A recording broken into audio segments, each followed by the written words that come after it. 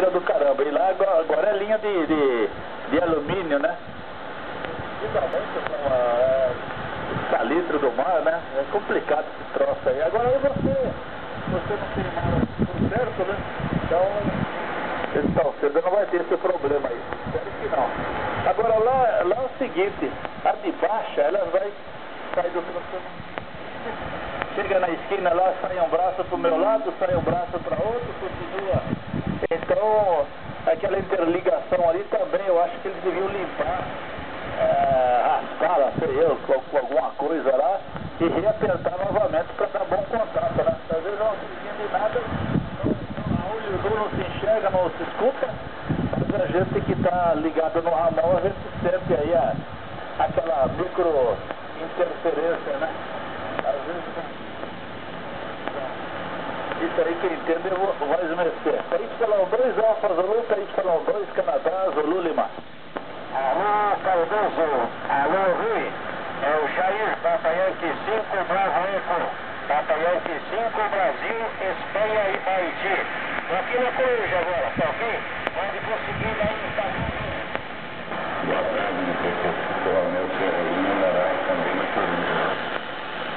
Aí, chegou o PP5 Romeu Serra Lima, Haiti, PY5 Bravo Eco, é PY2 América Zelândia. Tá bom, Rui, já que chegou os dois aí, eu vou sair que eu não posso ficar nesse horário não, tá bom? Deixa um abraço aí pra você, um abraço pro Moraes, um abraço pro PY5 Bravo Eco. E eu deixo a palavra para o PY5 Bravo Eco e não volto mais, tá bom? Tchau pra vocês, um abraço. Fala PY5B, depois deixa com o PY5 Romeu Serra Lima, é PY2 Alfa Zulu que não volta mais.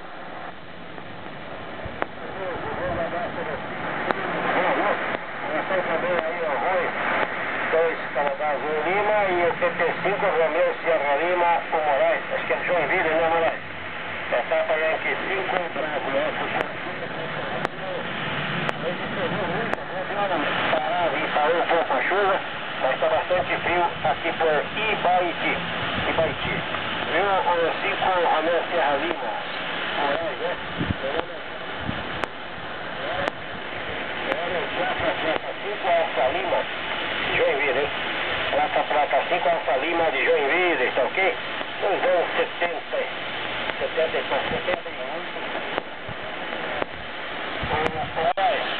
Bem escutado aqui por Ibaiti. Eu estou aqui com a Rádio Caseiro, aproximadamente 70 watts. Vamos ver como é que você aí por Santa Catarina, tá ok? PP5 Romeu Serra Lima, doutora, na escuta 2 CZL Rui, e vai seguindo o Caseiro.